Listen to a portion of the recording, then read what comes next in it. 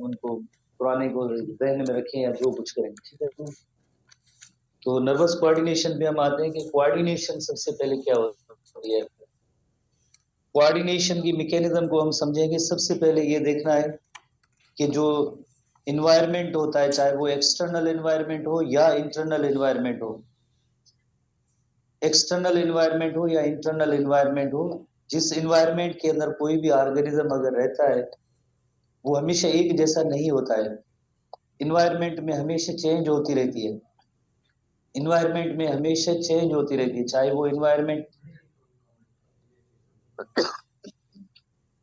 Internal हो या external हो, उसमें एक चेंज के आने का अमल वो मुसलसल जारी होता है, चेंज तो होती रहती है, चाहे इंटरनल एनवायरनमेंट हो या एक्सटर्नल एनवायरनमेंट हो। इस चेंज को कहते हैं स्टिमुलस कहते हैं। स्टिमुलस को डिटेक्ट करने के लिए हमारी बॉडी के अंदर खास किस्म के एक रिसेप्टर्स होते हैं। जैसे कानून का आवाज आ रहा है तो ये रिसेप्टर्स है, हम कोई चीज देख रहे हैं आई से, ये रिसेप्टर्स है। इसी तरह से इंटरनल ऑर्गन्स में भी कई ऐसे रिसेप्टर्स होते हैं जो हम पढ़ चुके हैं नर्वस सिस्टम के हवाले से। रिसेप्टर्स का काम होता है इस स्टिमुलस को डिटेक्ट करना, स्टिमुलस को डिटेक्ट करना और आगे इसी स्टिमुलस को डिटेक्ट करना और स्टिमुलस को आगे कंट्रोल सेंटर की तरफ ये इस इंफॉर्मेशन को भेज देना। रिसेप्टर का काम कभी भी नहीं होगा कि वो चेंज आती है तो फौरन उसको जो रेस्पॉन्ड करे, रेस्पॉन्ड करना रिसेप्टर्स का काम नहीं होता है। इनका काम होता है एक तरफ से इस स्टिमुलस या चेंज को डिटेक्ट किया, दूसरी तरफ से इसको आगे कंट्रोल सेंटर की तरफ ये भेज देते हैं। हर एक जो मल्टी सेल्यूलर ऑर्गेनिज्म होते हैं उनके अंदर एक कंट्रोल सेंटर होता है मुख्तलिफ ऑर्गन्स के आपस में कोऑर्डिनेशन करने के लिए। जैसे हमारी बॉडी के अंदर सीएनएस है, सेंट्रल नर्वस सिस्टम है, जिसमें ब्रेन और स्पाइनल कार्ड आ जाते हैं। तो ब्रेन या स्पाइनल कार्ड इधर एक इंटीग्रेशन होगी, बिकॉज पहले से एक कोई सेट पॉइंट ऑलरेडी प्रेजेंट होती है, कंट्रोल सेंटर के अंदर सेट पॉइंट मौजूद होती है, फिक्स्ड है। अब उससे अकॉर्डिंगली चेंज हुई है। चेंज जिसको हम कहते हैं ना, पहले जो कंट्रोल सेंटर के अंदर जो चीजें एक सेट पॉइंट की मैकेनिज्म में जैसे मौजूद है, पर अब उसमें चेंज आ गई है। चेंज का मतलब है उसमें तब्दीली आ गई है। तब्दीली आई है तो किस तरह की तब्दीली आई? जैसे अगर हम एक छोटा एग्जांपल ले, for example blood glucose level है, नॉर्मल लेवल है, वो इधर कंट्रोल सेंटर के अंदर फिक्स्ड है। जैसे अब उसके अंदर कोई चेंज आई है, चेंज का मतलब होता है या कम हो गई है या ज्यादा हो गई ब्लड शुगर लेवल, तो यकीनन एक ऐसी मैकेनिज्म स्टार्ट होगी, उसके बाद उस शुगर लेवल को वापस नॉर्मल रेंज में लेके आना है। ये ऐसी मैकेनिज्म के लिए यहाँ पे डिसाइड होगा। एक तरफ से स्टिमुलस आए, स्टिमुलस की इंटीग्रेशन या एनालिसिस होगी, वो किधर होगी? इस कंट्रोल सेंटर के अंदर होगी। फिर क्या होगा कि एक एप्रोप्राइट कोई डिसीजन होगा, एप्रोप्राइट कमांड या ऑर्डर हुई है, एप्रोप्राइट कोई भी सुइटेबल एप्रोप्राइट उस कंडीशन के अकॉर्डिंगली। कैसे? जैसे अगर कोई वैल्यूज बढ़े हुए हैं तो उसको वापस डिक्रीज करना होता है, अगर कोई इंक्रीज्ड वैल्यू की रिपोर्ट आई है ब्रेन के पास तो उसको डिक्रीज करना है, फॉर एग्जाम्पल। तो एप्रोप्राइट जो कमांड्स या जो ऑर्डर्स होते हैं यहाँ से रिलीज होंगे इस कंट्रोल सेंटर से, इधर जाएंगे इफेक्टर ऑर्गन्स की तरफ। इफेक्टर ऑर्गन मसल्स हैं, ग्लैंड्स हैं, ये सब इफेक्टर ऑर्गन्स हैं। इफेक्टर्स तक ये ऑर्डर जाएगा और इफेक्टर्स क्या प्रोड्यूस करेंगे? रेस्पॉन्स प्रोड्यूस करेंगे। आमतौर पे जनरली हम ऐसे ही नोट करते हैं कि स्टिमुलस का कोई बदला जो है रेस्पॉन्स होता है, पर यकदम कोई भी रेस्पॉन्स ऐसे प्रोड्यूस नहीं होता है। उसके लिए बॉडी के अंदर एक कोऑर्डिनेशन एंड कंट्रोल एक दूसरे के साथ जुड़े होते हैं। इससे आई से मैसेज आता है, ब्रेन में जाता है, ब्रेन जो हम डिसाइड करते हैं कि आगे क्या करना है। जैसे इस रूम के अंदर कोई छुपकली जो है बाल इधर नजर आ जाए तो फिर हम कहते हैं अच्छा छुपकली है, वो हमारी आंखों ने देखा, ब्रेन तक मैसेज आएगा। ब्रेन के अंदर पहले से उस वाल लिजर्ड के बारे में हमारे यहाँ आइडियाज मौजूद है, खौफ की अलामत जैसे मौजूद है, तो यकीनन हम डर जाएंगे, भागेंगे छुपकली से, इतने बहादुर है। तो ये काम कौन करेगा? ये हमारे लेग्स करेंगे इफेक्ट और मसल्स करेंगे। तो छुपकली को देखा और हम भाग गए। तो ये हमारा जो हुआ रिस्पांस हुआ। स्टिमुलस इसके अंदर क्या हुआ? स्टिमुलस हुई छुपकली वाल लिजर्ड। रिस्पांस हमारा क्या हुआ? रिस्पांस ये हुआ हम उसको देख के भागे। तो इसे हम कहते हैं कंट्रोल एंड कोऑर्डिनेशन की मैकेनिज्म होती है। और ऐसी कोऑर्डिनेशन जैसे एक होती है नर्वस कोऑर्डिनेशन होती है जो नर्वस सिस्टम के जरिए होती है, और दूसरी कोऑर्डिनेशन होती है केमिकल्स के जरिए, जिससे केमिकल कोऑर्डिनेशन कहते हैं। पुराना बुक था उसके अंदर एक सिंगल चैप्टर के अंदर ये दोनों टॉपिक्स थे। आज जो हमारे यहाँ नया टॉपिक नया बुक मौजूद है तो उसके अंदर नर्वस कोऑर्डिनेशन सबसे पहले पढ़ेंगे और केमिकल कोऑर्डिनेशन का अलग ही चैप्टर है। तो नर्वस कोऑर्डिनेशन जो होती है वो थ्रू नर्वस सिस्टम होती है। एक और भी कोऑर्डिनेशन होती है जिससे केमिकल कोऑर्डिनेशन कहते हैं। केमिकल कोऑर्डिनेशन कहते हैं। केमिकल कोऑर्डिनेशन हार्मोन्स के जरिए होती है। केमिकल कोऑर्डिनेशन हार्मोन्स के जरिए होती है। Chemical messengers hormones. Nervous coordination through nervous system, उसके भी काफी सारे कंपोनेंट्स होते हैं, उनके जरिए नर्वस कोऑर्डिनेशन होती है। तो नर्वस सिस्टम के अंदर जो बेसिक यूनिट होता है जिसका नेम होता है न्यूरॉन होता है। तो आज सबसे पहले हम न्यूरॉन की हेडिंग को सीखेंगे कि न्यूरॉन क्या होता है, what is neuron. Nervous system का जो बेसिक यूनिट होगा वो न्यूरॉन होगा।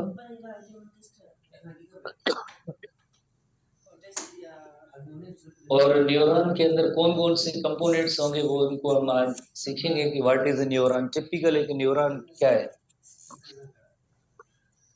न्यूरॉन जो है एक, जिसे आम जबान में नर्व सेल कहते हैं। Neuron is commonly called as nerve cell. Neuron is commonly called as nerve cell.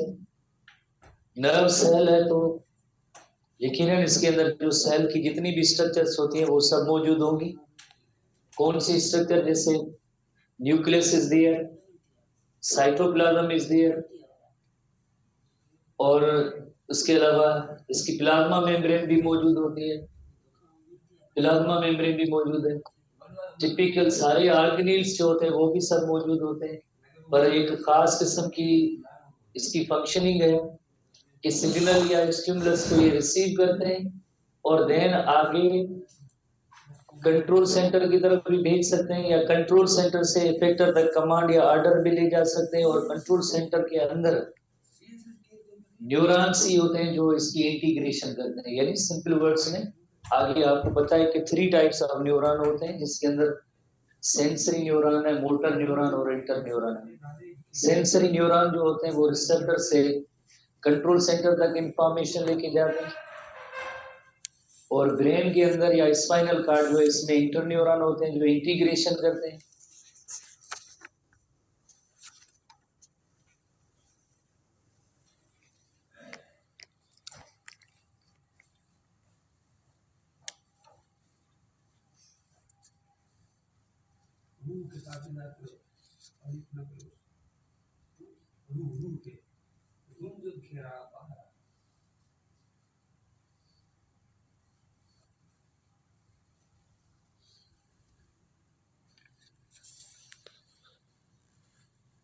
System हमें पढ़ना है, नर्व इंपल्स पढ़नी है, steps in the nerve coordination.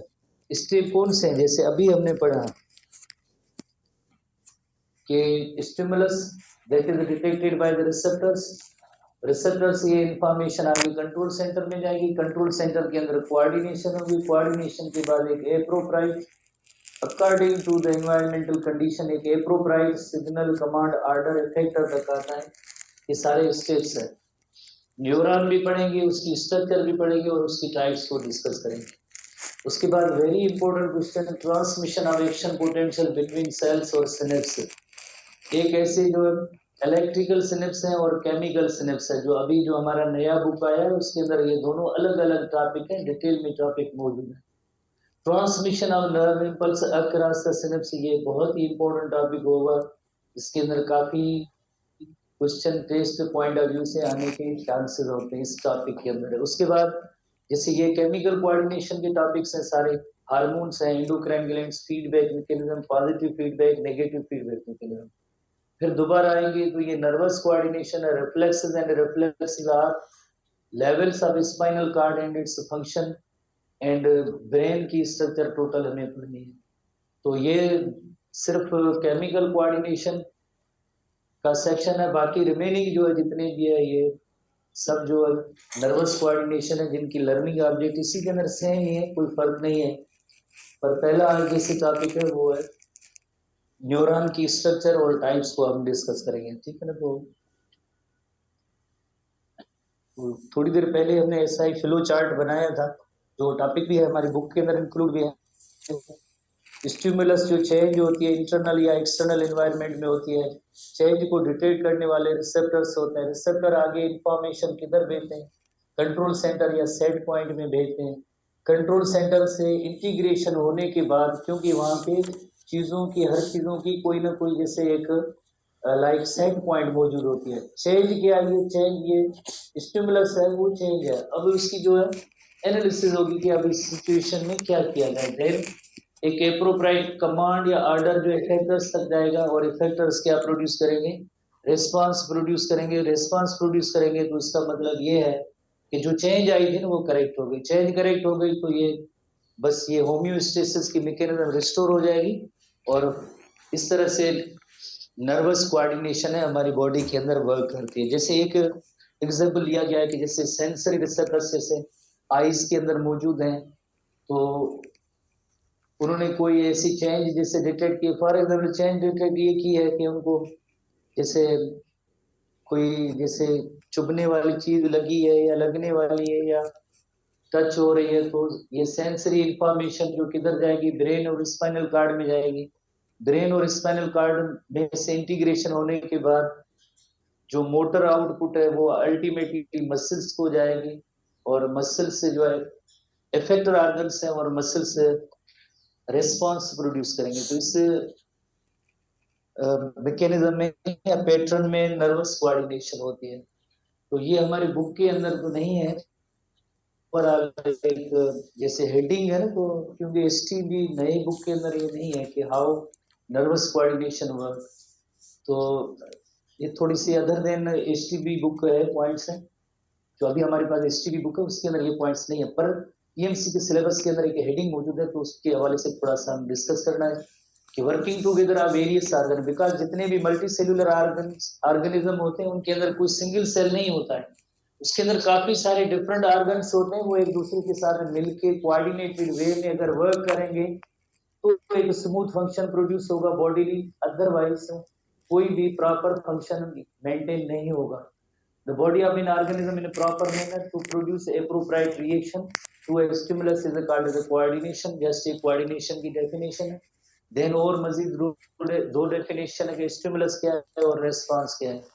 Stimulus change है, change in environment, कौन सा environment may be internal or external environment हो सकता है, which an organism respond and reacts, उसी चेंज को जो कोई भी ऑर्गेनिज्म, जाहिर है कोई लिविंग ऑर्गेनिज्म होगा, यकीनन चेंज को डिटेक्ट भी करेगा, देन उसके बाद उसका कोई ना कोई रेस्पॉन्स भी होगा, तो इस चेंज को कहते हैं स्टिमुलस कहते हैं। चेंज का जो बदला होता है वो रेस्पॉन्स होता है। Reaction to stimulus, simple words में reaction to stimulus is called as response. Reaction to stimulus is called as response. जैसे छोटे बच्चे को थोड़ा सा एक चोट लगती है या कुछ कोई मार पड़ती है तो उसका रिएक्शन ये होता है, रो पड़ता है, तो ये उसका जो रिएक्शन होता है।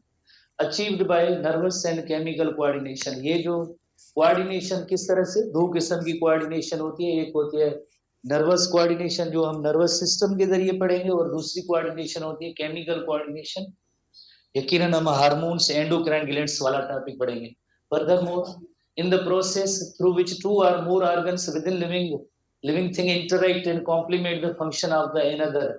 जैसे देखें आईज, ब्रेन और इफेक्टर मसल्स, दो या दो से ज्यादा ऑर्गन एक दूसरे के साथ लिंक्ड होते हैं, और एक स्मूथ फंक्शन काम उसका काम करने के लिए जो इनके आपस में कोऑर्डिनेशन होनी चाहिए। जैसे अगर आईज कोई चीज ऐसी खराब चीज देख रहे हैं, खड्डा गड्ढा देख रहे हैं, तो यकीनन आईज तो मैसेज देंगे ब्रेन को। ब्रेन क्या डिसाइड करेगा कि भाई इससे पत्थर से, खड्डे से, गड्ढे से थोड़ा टर्न होना चाहिए। रोड साइड पे गाड़ी आ रही है, बिल्कुल हॉर्न दे के आ रही है, गाड़ी हमारी आंखें देख भी रही है, हॉर्न उनका जो कानून गा रहा है, और फिर भी अगर हम road centre of the road से नहीं हटेंगे तो जाहिर है हिट होगी। तो उसके लिए जो है कोऑर्डिनेशन का काम क्या होता है, कोऑर्डिनेशन का काम फौरन यही होगा कि एक तरफ से टर्न किया जाए, मसल्स को ऑर्डर आएगी, कमांड आएगी, और हम एक साइड पे हो जाएंगे, अदरवाइज जैसे कोई अनलकीली एक्सीडेंट हो सकता है। तो उसके लिए ये नहीं है कि दो या मुख्तलिफ आर्गन से एक दूसरे के साथ वर्क करते हैं, तो इस फिनोमेना को हम कहते हैं कोऑर्डिनेशन कहते हैं। This biological coordination is especially in reference to the brain giving orders, और orders then यकीनन जो किसके पास जाएंगे, इफेक्टर ऑर्गन्स तक जाएंगे जो रिस्पांस प्रोड्यूस करेंगे।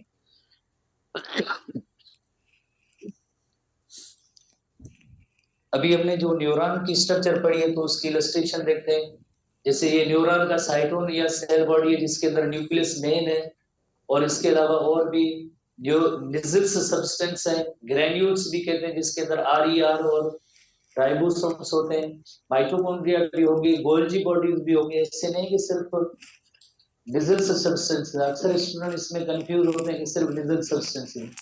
निजल सब्सटेंसेस के अलावा सब चीजें मौजूद होती हैं इसके अंदर, माइटोकॉन्ड्रिया भी है, गोल्जी बॉडीज भी होते हैं, और ये पार्ट जो है न्यूरॉन का बहुत ही इंपॉर्टेंट पार्ट होता है। जैसे अब आप देखें एक्सॉन टर्मिनल है तो इधर इसके अंदर वेसिकल है, और वेसिकल के अंदर केमिकल होते हैं जिन्हें न्यूरोट्रांसमीटर कहते हैं।